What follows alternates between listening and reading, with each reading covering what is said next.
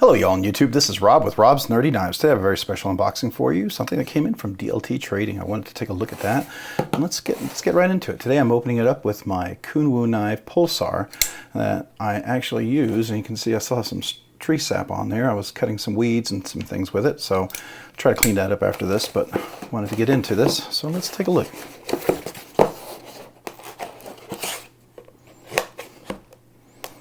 Alright. Over there? No. That would be it. There we go. There is the box and probably a receipt. Yeah. Yep. Okay. Put the knife out of the way. Oh, cool. Another sticker.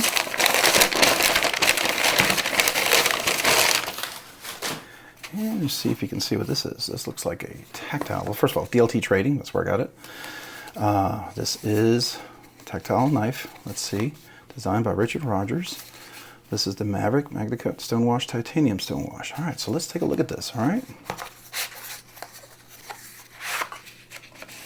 All right, so we've got a beautiful little card right here. Tactile company.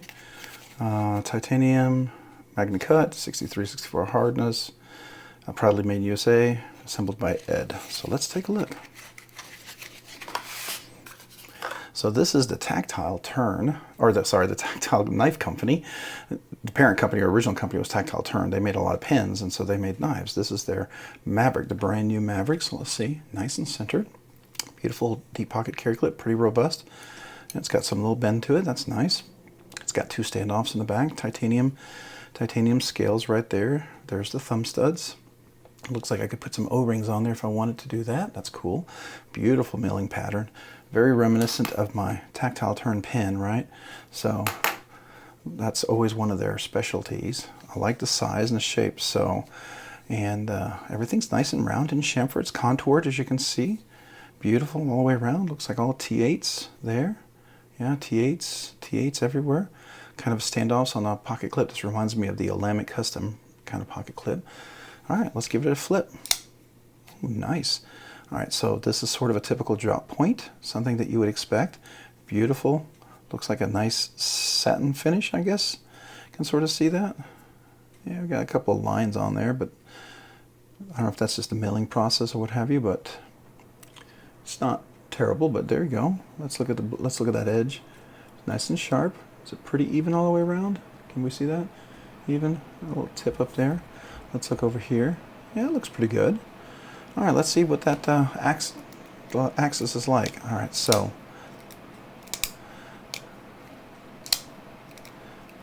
it doesn't quite drop shut, but you know, I have had a lot of axis lock or able lock, whatever you want to call this type of knives, and I usually will take it apart. I will polish the phosphor bronze washers. Now I'll kind of polish everything in there, make sure it's nice and even, clean it up a little bit. But it does have the Omega springs, as you can see, with the typical there. So let's see. Maybe it just needs to break in a little bit. Yeah, so it doesn't quite drop shut. Not like you would expect on you know, like the Kunwu here, and even my Benchmade does drop a little bit. But I did tune that one up quite a bit. I took it apart and smoothed out the phosphor bronze washers. So this is not on caged ceramic ball bearings, but it is on phosphor bronze washers. So I do like the feel. It's a good size comparatively wise. Yeah, so we're looking at a larger blade, obviously, a little longer blade, flat grind, not all full flat, but close. Right, it's got a swedge on top, which is nice. This one doesn't have a swedge, but it is rounded on top, chamfered. This is nice and chamfered on the side. I mean, you know, different price, right? Different price range. You can gotten this in micarta, Richlight micarta, which was another version of this. Yeah, and people are saying, "Oh, I could bend this. It's so weak." I'm not bending this. I mean, it's titanium, so I mean, titanium does have some flex to it, right? So let's see here. We can flip it. I can't see how it doesn't want to drop right away, and you really have to give it a flick to make it go. But, you know, a little oil and polishing that phosphor bronze washer, I think, would work well. It's locked in there pretty good. I think it's locked in there pretty good. So let's see. Is it jumping around? No. Well, let's close it and see what happens when we get around the axis lock. It should go around. Yep, so there you go. So let's do that again. So there he goes. So still dead center. I like the blue touch for the anodized standoffs there. That's nice. I like how this is nice and rounded, but it has a little bit of edge on there. So that allows you to get some traction, even though it's nice and discreet, right? What I will do is I have some 6mm O-rings. This reminds me a little bit of the TRM kind of washers, or even my 904 Integral from Dan Carrier, where you could put some O-rings, 6mm O-rings around that. And that's just a nice little aesthetic. And there's room here and here for it, so it's not going to touch and it'll clear. I also did that on a Dave Warren, oh, what was that one called? Dave Warren Envy? I think it was Envy version 4. Yeah, that looked really nice on there too. So there you go. That's pretty cool. That's pretty cool. I do like all the touches here. I like the milling. It's very nice texture. That's really cool. So let's get a nice close look up at that. You can see that little blue anodized captive pivot right there. That looks like it's going to hold right there. And then you have, well, sorry, this is the captive pivot. There's blue anodized here. And then this is your screw over here. And so it's more like a washer, I guess you could say. Then you have your lock bar right here for your able lock, axis lock, whatever you want to call it. I'll have to look up and see what they call it with Tactile Knife Company. And then you do MagnaCut, obviously. And you do have the design by, let's see, let's look at that sheet again here. This is, oh, it says it on the outside, yeah, designed by Richard Rogers. So this is a Richard Rogers design, so which is really cool. I do like that. And it's nice and thin, nice thin, so it's going to be a nice slicer, and it's MagnaCut 6364. Excuse me, it's going to be similar to my McNeese. I have a McNeese Mac 2 3.5 Auto, and it has the MagnaCut as well. Yeah, I gotta work that in. It's not quite as smooth, but you know, I'm okay with that. I'm okay taking a knife like this apart and tuning that. So if you guys are interested, let me know if you want to see that. I'll probably record it, just because I've done it a couple of times with some Benchmades, but I'd be happy to do it on this Tactile Knife Company Maverick. I think that would be nice. So I do like that. It's nice and comfortable. It's very thin. It's very gentlemanly. So I do like that part of it. Yeah, we're going to definitely make that a little nicer as far as the action. So, and you know, it's not sharp on the top there, and we do have a nice swedge on top, which is, you know, always great for turning cuts and stuff. I do like this part right here. You can definitely see the milling lines right here. It's not perfect. You can see a few spots where the lines show up. That's kind of, you know, this is supposed to be more of a user knife, and I'll probably treat it a lot like this one right here, where I'll use it, right? I'm not going to beat it up. This one I'll abuse a little bit more because it's significantly less expensive. So, but it's a great knife. It's a very great quality knife, and once it cleans up, it'll be fine. That one's an LMAX. This is MagnaCut. Again, 6364 Rockwell hardness, which is ideal, which means it's going to really retain its edge well. It's going to be nice and corrosion resistant. It's going to sharpen up nicely. It's just a lot of benefits with that, right? So, and then I'm going to put the little O-rings on there, but I do like that. All right, so let's see. We got some nice rounding here, chamfering all definitely rounded around the edges. You can see the contour of the shape of the scales, and you can see the clip here. I'll have to try that. I like that clip. It's a slight little up and definitely over, and it does bend a little bit. I think this might be steel. Do I have my, yeah, I have my magnet over here. Let's see.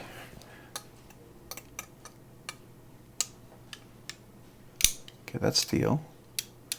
That's steel. Yeah, it's definitely a steel clip. Well, I don't know. Hold on.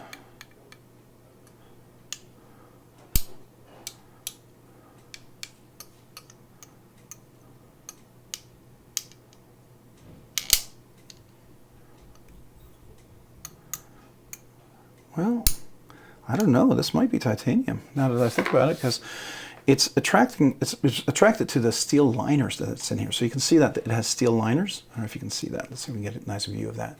There's steel liners in here, which is how they got the micarta Richlite, the Richlite micarta scales that could go over this. And you could actually theoretically put all sorts of different scales. You know, you could anodize these scales. You can do different textures, different patterns, which, like they did with the Rockwall, with the flipper and the thumb stud. I mean, all the variations they have of that, they can go, you know, and do with this as well, which is going to be really cool. That gives you a lot of opportunities for some unique knife designs for sure, right? So anyways, I like that. I definitely like the screws. That's really nice, and those are all recessed. I like this right here. Definitely plenty of room to get underneath. Yeah, the blue anodization there is a really nice touch. Everything's clear up there, and I can come up here pretty well. And let's see here. I've got medium to medium large hands, so I've got a good 4 fingers easily on here. I could easily do, you know, I think double extra large hands could easily handle this. I mean, if I wanted to, I could theoretically choke up a little bit here if I had to, for maybe like a precision cut, I guess, you know, if I needed to get to the tip, whatever. The tip is a little thin toward the edge, and you know, it's definitely not going to be a pry bar. And if you take any of your knives and use it as a pry bar, well then, you know, you deserve the broken tip that you get, right? Because it's not supposed to be a pry bar. If you need a pry bar, use a pry bar, right? Unless you're in an emergency situation, then you use what tool you have to take care of your emergency, and then it's perfectly okay, because emergency trumps all intended purposes just to be able to survive the emergency. But this is not an emergency sort of tool to pry anything open. You should bring a pry bar. If you're one who typically pries things, you should carry a little pry bar EDC tool with you. But otherwise, I think this would work really nicely. You know, and if you're going to pry it, hey, it's your choice. You can do whatever you want with your knife, right? I don't really care, honestly. I mean, if you want to pry, use your knife as a pry bar, go for it. Do whatever you want with your knife. It's your call. But a nice tool, a nice knife like this, I feel like that would be kind of a, I don't know, maybe a little bit of a shame, because it's just such a nice tool, such a nice knife. I like this side here. You only have 2 screws that you see here and that. Over here you do have the 2 screws for that. So we got 4 screws here. It's relatively simple and sleek. Again, here's the thumb studs if you wanted to see that, and how nicely centered that is. You can see that. It's really done well. And then you can see the standoffs back here, beautiful anodized blue. This kind of reminds me of the Exciton on the Wii. It's a very bright blue kind of color. It's nice. It's really nice. And then, of course, we have the blade stop in there, which is the blade stop bar, right? And then when you close it, you've got the axis lock. It's the actual lock bar itself is what's going to actually stop the blade and hold it there and release it from there. So there you go. That's nice. I like that. I like that. It's, you know, I can't wait till I break it in and see if we can get it a little tuned a little bit better. I know some people have had some certain issues, but you know, it all depends on your comfort level working with axis locks. I'm pretty comfortable with it, and I've done it quite a bit. So, you know, you can tune these a little bit. You know, I mean, there are some exceptions, I think, and usually you can kind of see them right away if you have those types of issues, but I don't think that's the case for this one right here. I do like that. Now, I will say, people talk about this being a little weak. Now, I have some different springs that are going to be a little tighter, and I'll see if they fit in there. I have them for my Benchmade. If it's around the same size, I may try to put those on there, and that would be a little stronger Omega spring on here, because a little stronger spring allows you to have, you know, to get over that detent, or it's not detent really, it's the axis bar resistance, right? So the nice thing about this is it is ambidextrous. Unfortunately, this is right hand tip up only carry, so it's not really for left-handed pockets, but yeah, to get there, I want to be able to make sure I have a, you know, that under control really well, and it should drop a little by itself. And you can see that when I pull that, it's not quite. Yeah, see, it's got some resistance, and that's a phosphor bronze in there, which is fine. You know, you can tune that to get that nicely kind of a almost drop shot action when you polish the phosphor bronze. And what you do is you use like a metal strop, and I have one over here, and I take them off and I kind of polish them and make sure they're nice and even and clean and what have you. Because sometimes you have a little oxidation that occurs, and they're not always perfectly smooth. That helps. And then if the blade is not perfectly smooth there as well, you can buff that up too. You can use like a strop, or you can use, there's some paste that some people use to polish things with as well. I don't have that. everything works fine with the strop, so I've had really no need to look for that personally. But I've heard really good things about it, so if you know what that is, feel free to comment down below and note it if you use it. Maybe other people might be interested. That would be helpful, I think, to others. So feel free to talk about that.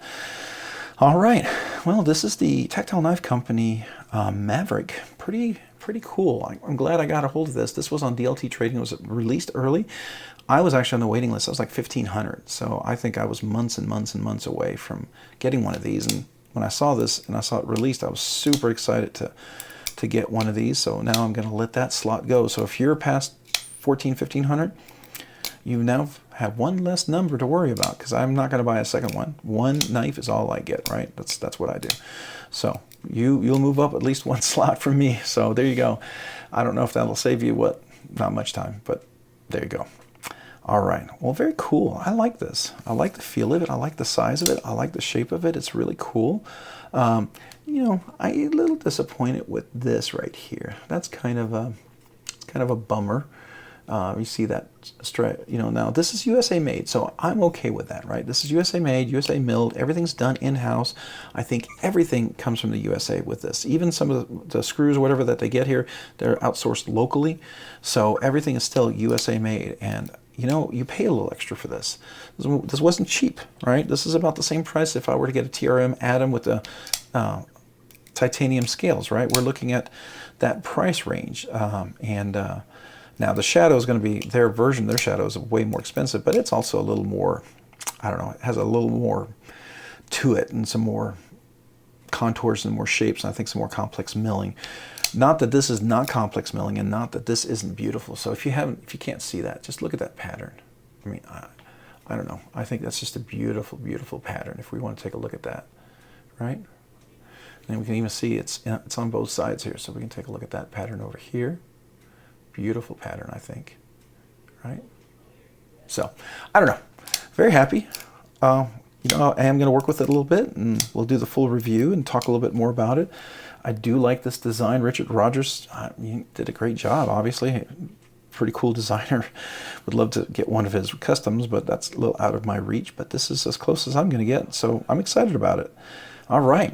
Well, if you have any questions about this, you'd like to review, or if you like the unboxing, if you have any questions or anything you'd like to see in future unboxings, please comment down below if you have any questions about the knife or to me. I do try to read all the comments. I do try to reply to them, so feel free to comment down below. If there's anything you'd like to see when I do the review, please let me know as well. I'll try to keep that in mind. I always try to improve my reviews and my unboxings and all my videos. I'm always looking to get better all the time, because, you know, I'm pretty much new to this, but I enjoy this, and I want this to be something fun and people to learn something, and I learn something as everyone else learns, you know. So I'm willing to grow and make things better, you know. So anyhow, that being said, if you enjoyed this video, if you found it interesting, of value, or it just, you know, basically entertaining, would you consider hitting the like button down below? And if you've already hit that like button, would you consider hitting the subscribe button? Subscribing and liking the videos really, really helps my channel. It helps us to grow, to be able to do more, helps us to have more exposure, maybe more things from vendors and suppliers and knife retailers. Just really, we can do more for the channel. We can do more for you guys, have more giveaways. Like, you know, I like to do is when I have knives that are available for that. I won't always have knives, because right now every knife I give away is something I purchased. I don't get anything for free, so there you go. And if you found that interesting and you like that, please consider subscribing and liking the button, because it really helps me out. And then if you've done that, maybe hit the notification button so you can be notified of future content. And if you've done all that, let me grab this. Maybe check me out over on Instagram at Robs_nerdy_knives. That's again on Instagram at Robs_nerdy_knives on Instagram. Hey, thanks so much for watching today. Have a great day and a great week. Bye.